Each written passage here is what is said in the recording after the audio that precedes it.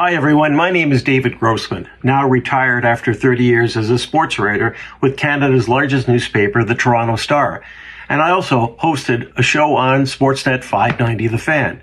Well, I'm glad to be with you for this fabulous reunion. You know, Sarnia has had a successful tradition in Canadian football. As members of the Ontario Rugby Football Union, Sarnia twice won the Grey Cup in the 30s. Then the Imperials, once a semi-professional team, played in the Northern Football Conference. But really, the focus is on that other team, the high school team known as the St. Patrick's Fighting Irish. Wow, it's been almost 30 years since a team of talented football players came to Toronto, supported by a convoy of some 33 busloads of fans, and the objective was very clear. That was to win the Metro Bowl High School Football Championship, the William G. Davis Trophy. I had written and reported and spoke about the Irish Miracle and the Cyclone food drives, both community projects at St. Patrick's. But what Toronto area fans would see would be something called the Tornado, that St. Patrick's storm that would hit the former Sky Dome, and they did it twice, in 1993 and 1995, both times leaving with the coveted award.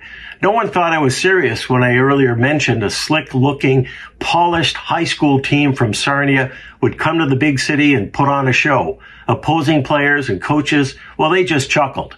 When they saw the Irish play, the laughter was replaced by shock.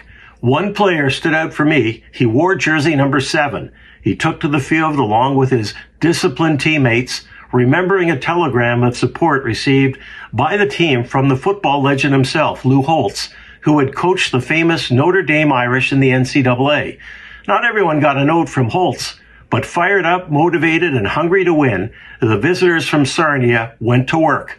Quarterback Terry Kleinsmith, who would go on to be the only player in Metro Bowl history to get the MVP award twice, and he should have won it a third time in a loss, picked apart Toronto's St. Michael's College in 1993, and then 2 years later he did it again to Mayfield Secondary from Caledon, this time in an overtime thriller. Not having to worry about his potent defense, specialty teams, they did their jobs. The 17-year-old Kleinsmith, who mesmerized defenses many times, and he did it a lot with receiver Jim Dunn, led a St. Patrick's team that dominated all sectors of the game. It was perpetual excitement for those great teams of the 90s from St. Pat's, and they deserved it. Yes, I remember it well, and so do many others. Congratulations, fellas. All the best. It's Rocco Piccininno from St. Michael's Kerry Blues, 1993 Metro Bowl. To Coach Greenwood, hats off to you. You had your team ready. You gave us a beating 30 years ago. Now, thanks for the reminder.